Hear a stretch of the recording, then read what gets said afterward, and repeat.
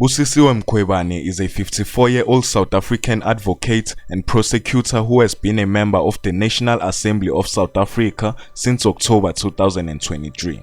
Busisiwe represents the economic freedom fighters and has served as the fourth public protector of South Africa from 2016 until her removal in September 2023.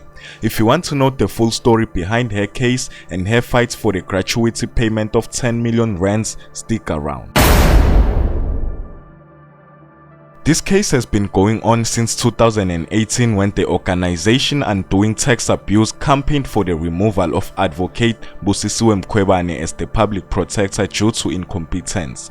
This occurred after Absa Bank was told to repay 1.125 billion rands to the South African Reserve Bank for apartheid-era transaction.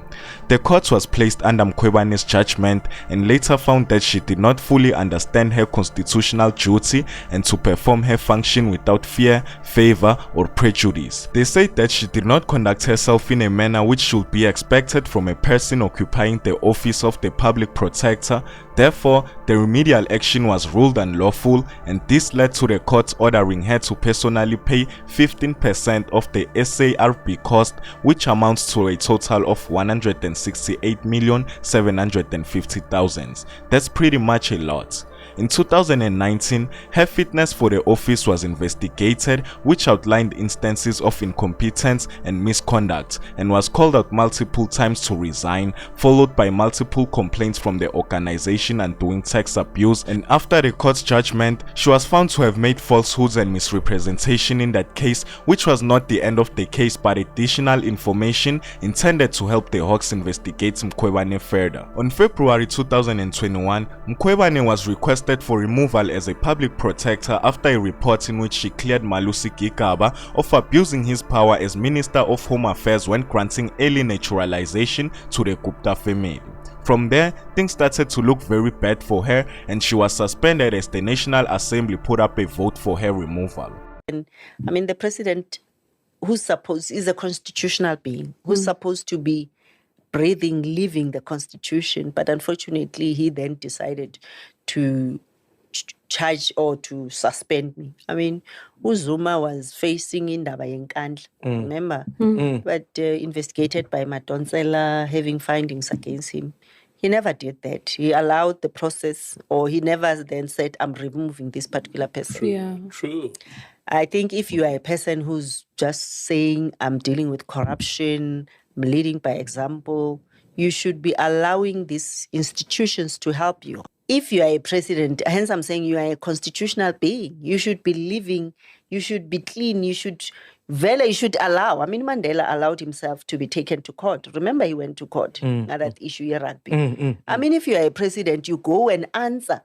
You are not above the law. After her suspension, she then went to stay in a luxury estate in Pretoria where the likes of ministers, presidents and other powerful candidates stay, which later led her to face a bill of 2.1 million rands. Check this out. It's been a month since Parliament removed Busisiwe Mkhwebane as public protector, but it seems her problems are far from over.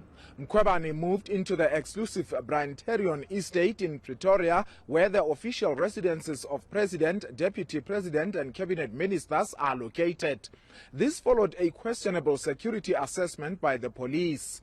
But also from the part of the SAPS, the current commissioner was not the commissioner, the head of SAPS at the time when these incidences took place. But we then subsequently received the information and SAPS having said that there was no authorization from their side in the form of the security report. It is then that the institution then requested the PP to vacate the housing. Galega added that the Public Protector's Office is also collating all the invoices paid from Mkhwebane's personal litigation and to determine if the office paid for legal costs imposed on her by the courts. She says once an amount is determined, they will recover the money. the legal costs regarding cases that the PPSA was not supposed to have paid for. This issue was also brought to the attention of the public protector. Hence, we discontinued payment of these cases immediately after her suspension. This also involves some of the litigation that took place in the Western Cape. So when we did that, we actually brought that to her attention. Galeka told the committee that it's not her office that must determine if Mkhwebane is eligible to receive her gratuity following the end of her 7-year term. She says Parliament is currently sourcing legal opinion in the matter. Mkhwebane tried fighting her removal as the public protector in court, but she kept losing every case placed against her. That's when the Section 194 committee voted to adopt its final report, which still found her guilty and recommended her removal.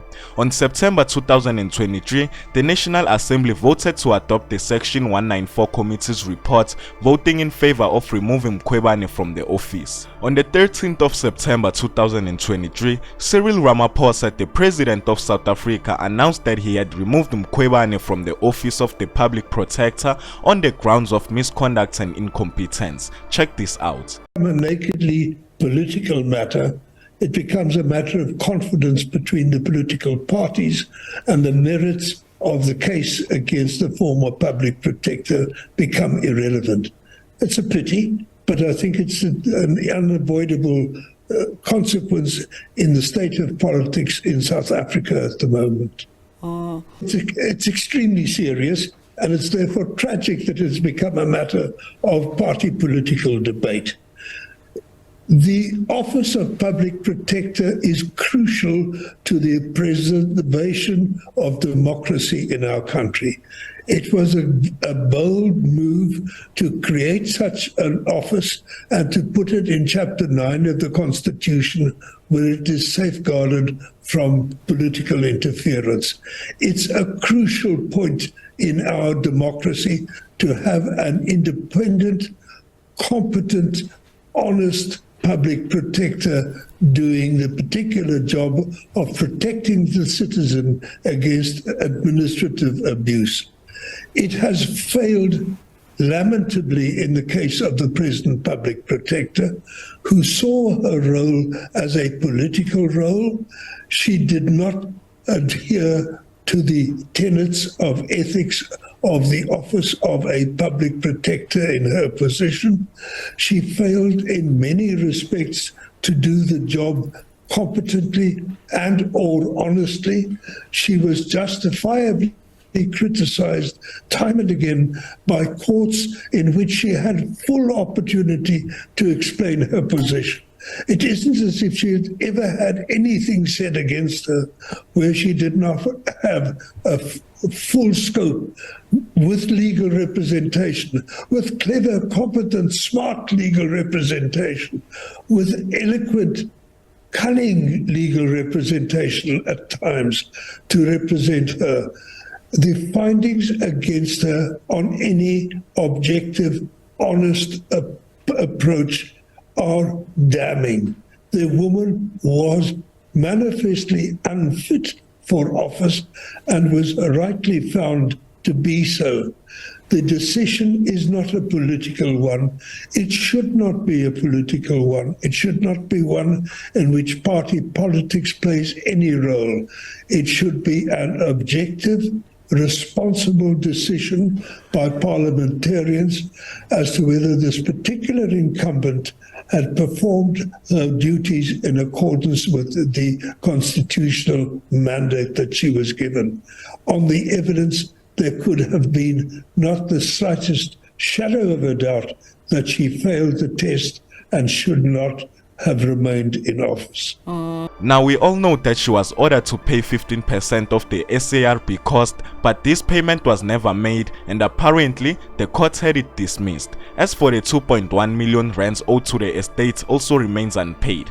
After her removal from the office, Mkhwebane went on to demand a gratuity of 10 million rands from the Public Protector Revenue Fund, claiming to have left the office in financial strains. In her application, she pleaded poverty, arguing that she could hardly make ends meet given her drastic reduction in salary after she went from being Public Protector to the Member of Parliament. Though there are certain principles of law that must be demonstrated before this urgent relief can be granted on the basis of financial hardship alone, Mkhwebane had failed to do so. The court denied any obligation in the law to pay the gratuity, saying it was discretionary. The fact that she did not vacate the office with clean record keeps her from being considered for a gratuity payment, especially one worth 10 million rands. Mkhwebane kept arguing that this was wrong law and that 10 of her rights had been violated, but the court kept bringing up the financial wreckage that she had caused in the office during her term as the Public Protector. Here are some clips. I raised it with my learned friend because I wasn't sure if he was aware. I said, well, you can't give us an answering affidavit, you must give us the record. It was on that occasion that the record was promised to be given on Monday.